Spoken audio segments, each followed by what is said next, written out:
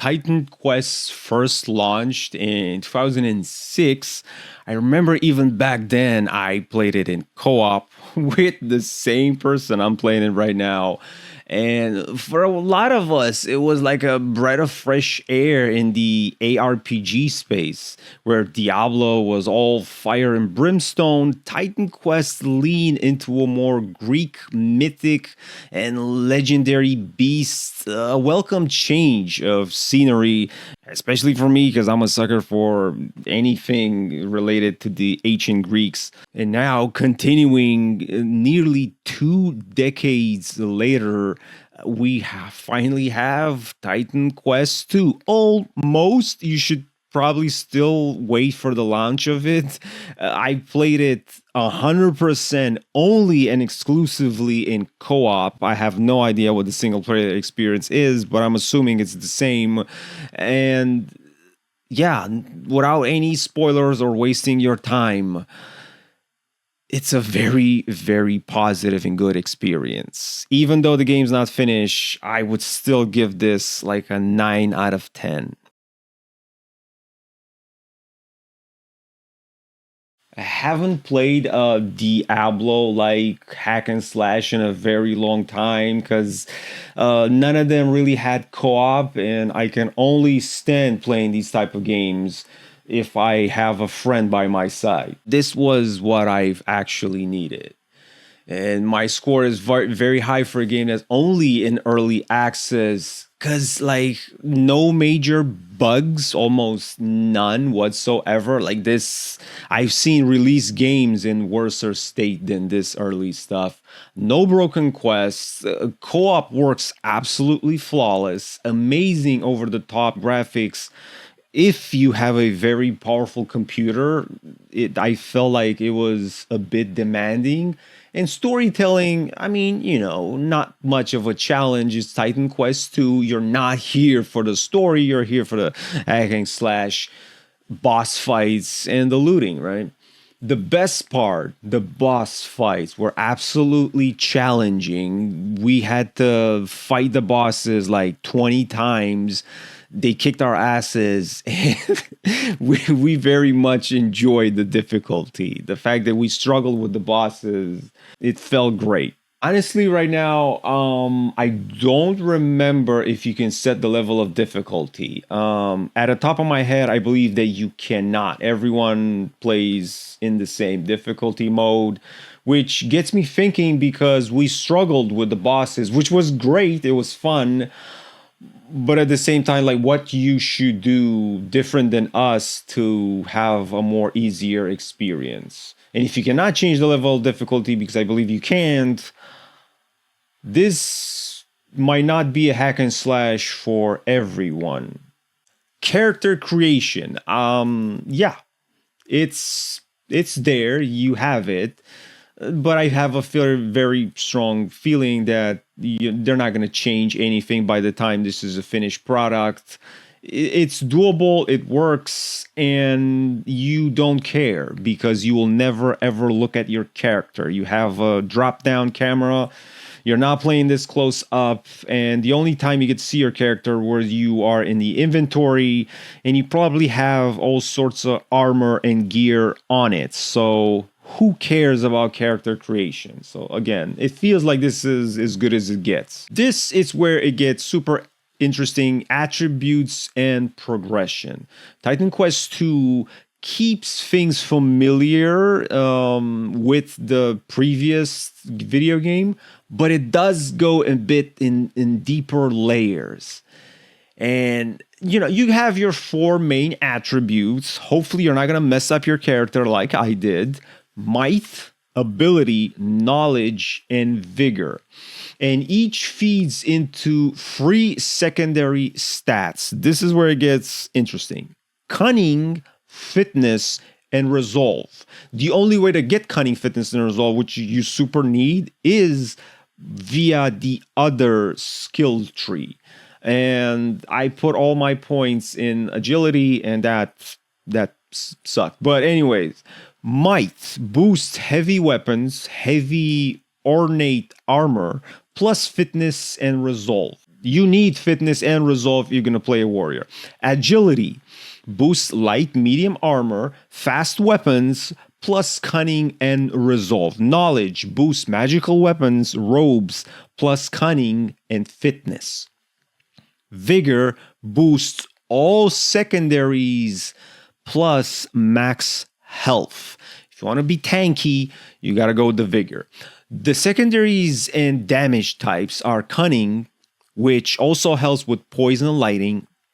And I did a lightning mage and I had no idea I had to invest in cunning, but the fitness, strike, pierce, that's the place where you kind of need an archer. And resolve is fire and cold if you want to go for that type of mage. Or a warrior with fire on its weapon and etc. That's a very interesting combination. Together they create a nice web where every attribute kind of choice matters instead of just jump dumping into like whatever is the best stat or anything like that. Beyond attributes, you'll also be tweaking traditional ARPG stats like evasion, mitigation, and status resistance. This is the stuff that keeps you alive. So there's a lot of room for optimization, nerfing, and I completely messed up my character. I was trying to build an archer, and early game, the archer absolutely sucks. It hurts how bad the archer is, and I eventually went back to a traditional mage, storm and lightning, and you know, at least I didn't waste my time. The mastery system, just like the original, Titan Quest 2 uses a mastery system instead of a giant, messy skill tree, and it looks clean and it looks very well made. And thank God, like some of these, couple of years ago came these RPGs like Lost Epoch. Like I've played Lost Epoch and that thing had a mess of a skill tree. Not here. This is way more neat, tidy, and it looks sexy. Anyways, early, like when you pick your first mastery, it lets you immediately go for your second. You have to be very careful here because at launch, there's like 4 of them. You have Warfare, Rogue, Storm, and Earth. And you're thinking to yourself, if you want to do an archer, you probably go with Rogue. You're wrong. Don't go with Rogue. Anyway, 2 melee focused and 2 magic focused. Each mastery comes with its own actives and passives. And of course, modifiers. Modifiers I felt like were way more important than the active skills.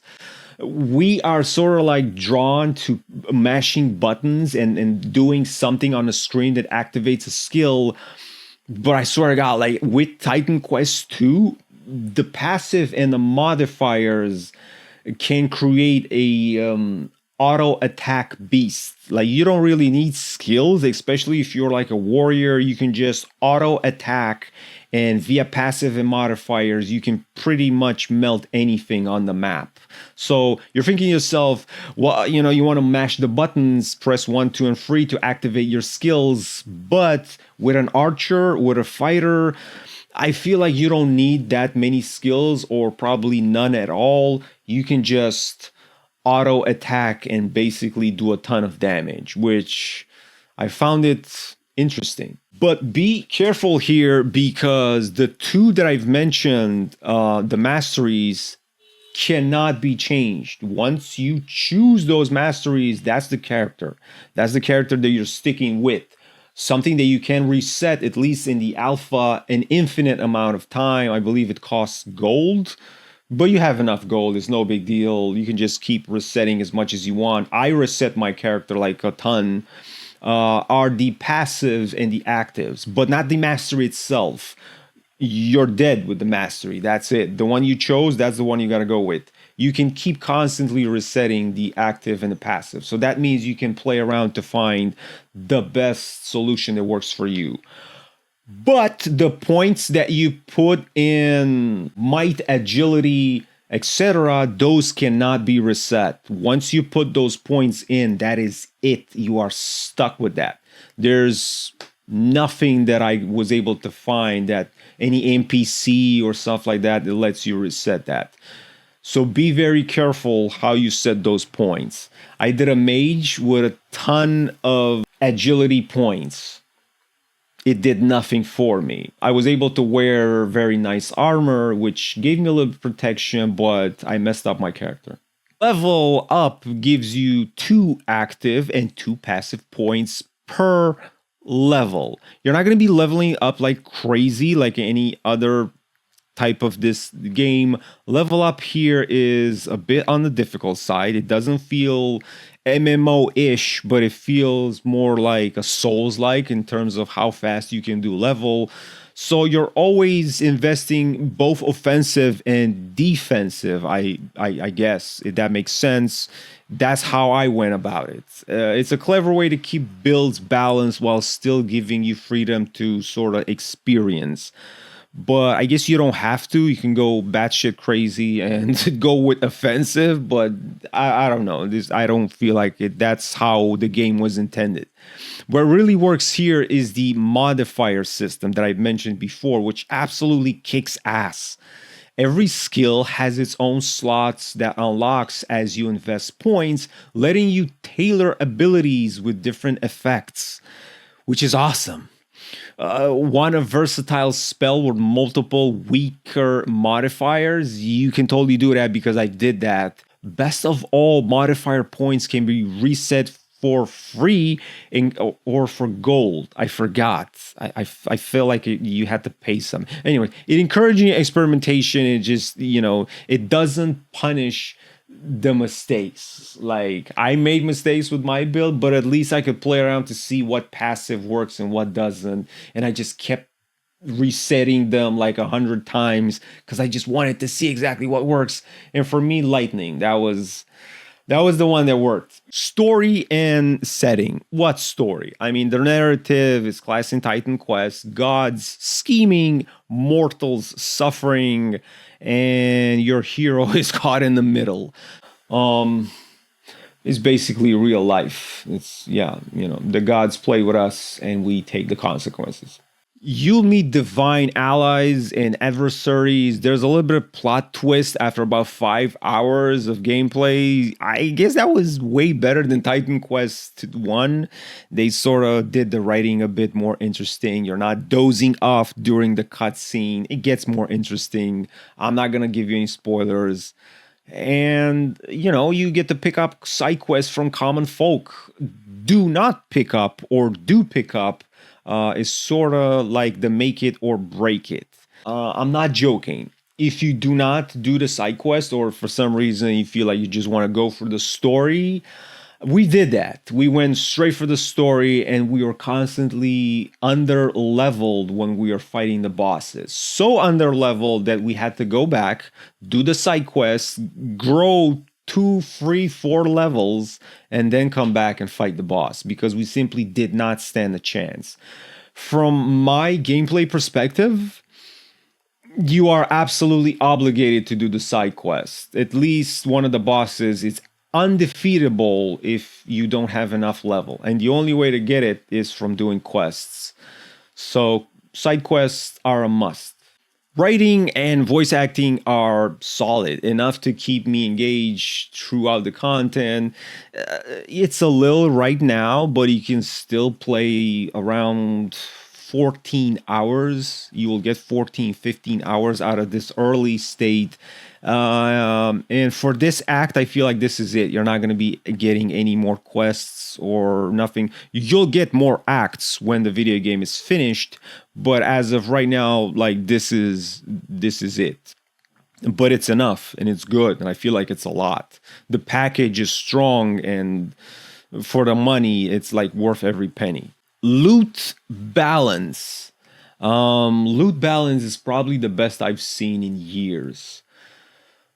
You're not getting a ton of loot, but what you are getting, it feels important. And there's a fine balance between quantity and quality.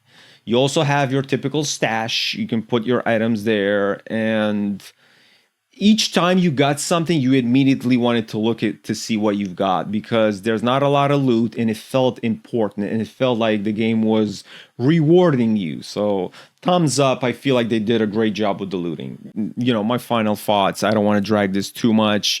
You need a strong computer.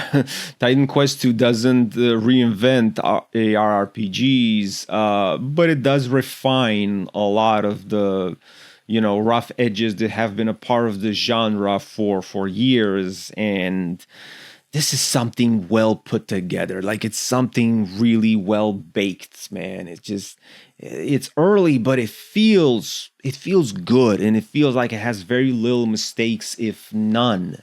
The core system is so promising. Masteries, modifiers. You also get divinity points, which I believe I was not able to use in co-op.